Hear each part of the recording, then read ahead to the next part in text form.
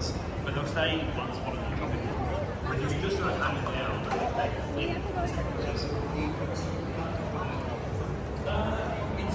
it's probably more about staying in one spot and you get it relatively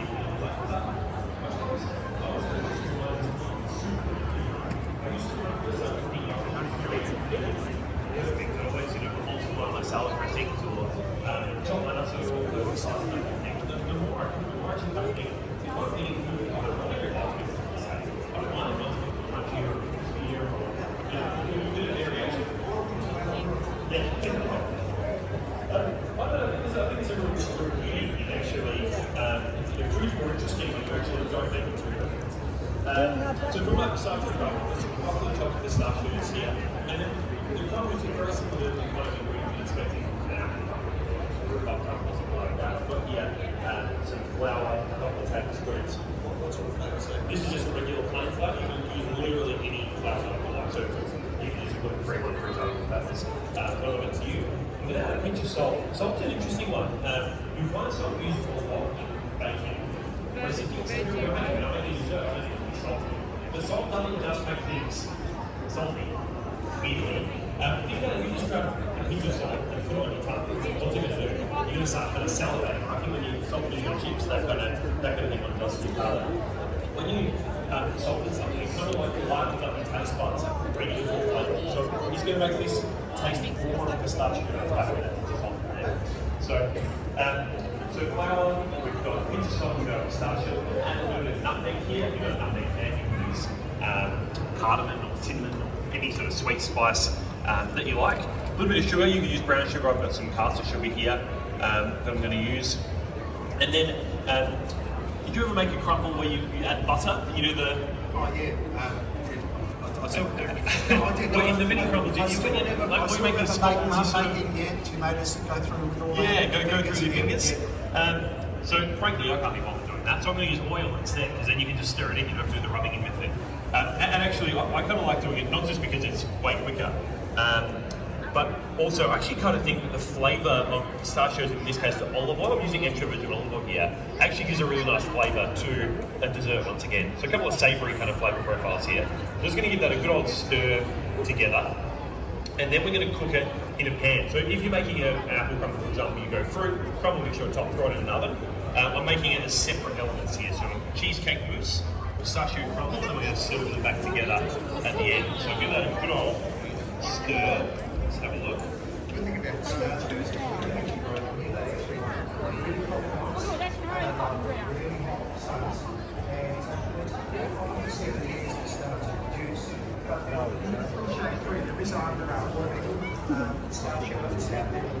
is you can grow them up. They grow about 6 or so metres, 6 or 7 metres. And they're a male and a female.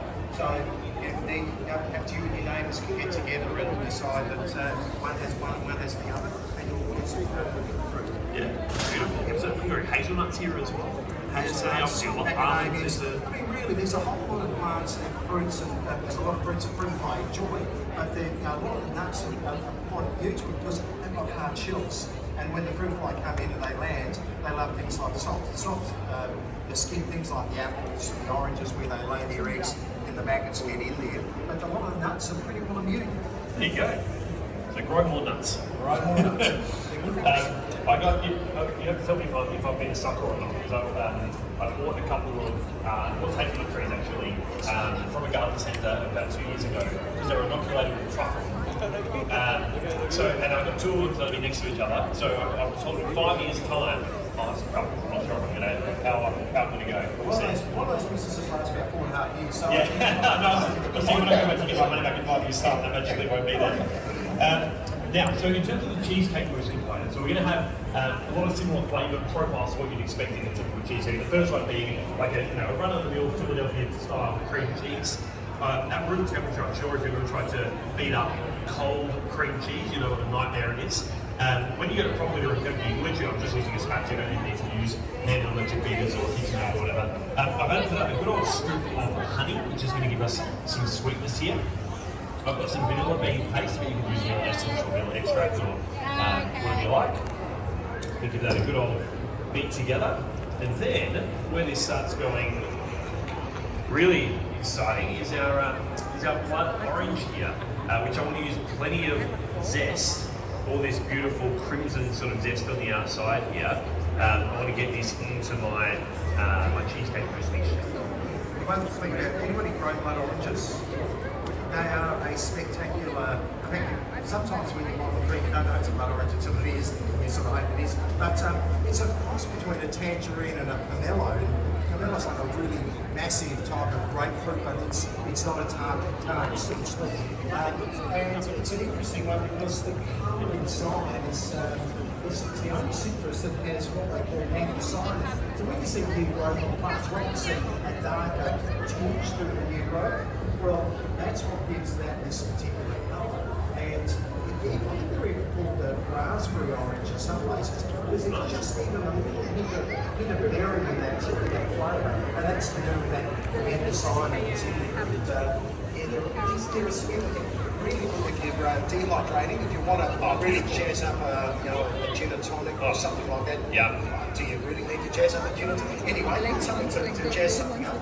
Fantastic dehydrated. Yeah, that sounds epic. And you can get like a dehydrator or Kmart or whatever for like $30 and cheap ads. But you can even just put your oven on the lowest possible temperature, or even if you like be using the oven for something else, or whatever, you turn it off. And you can just lay sheets of very thin slices just on there and dehydrate that way. Anybody dehydrated? Well, this is fantastic. Don't dehydrate this. It's all dehydrated. It's fine in a filter. So, and open this at home, please. Send everyone a stand. So when we finish, you can come up around the I do think that I feel like blood orange is like the six of six, for lack of a better term. I reckon Washington Day will go.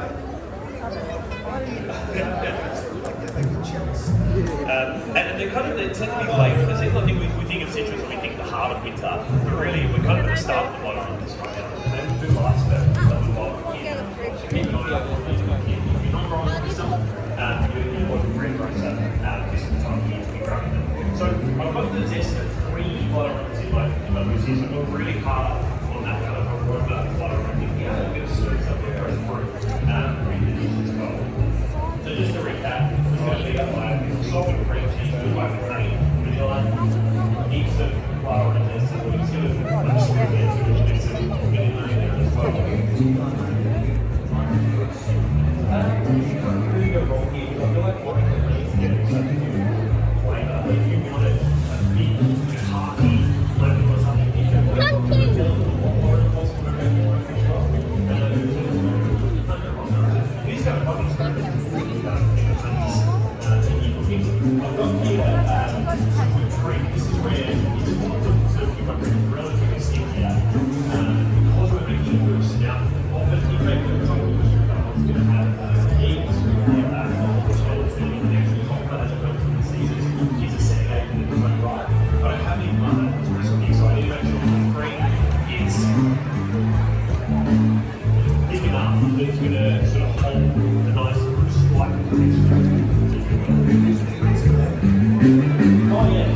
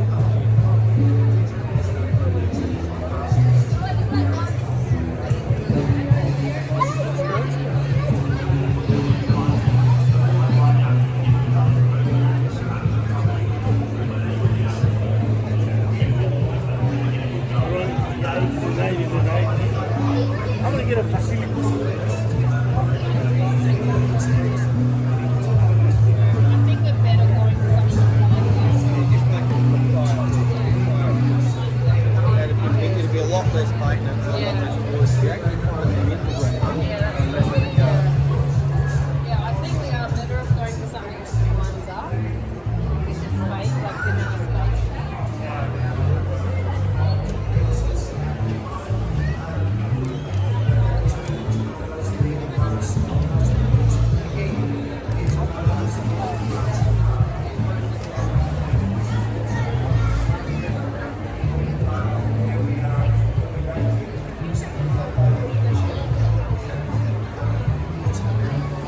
That's also a flower.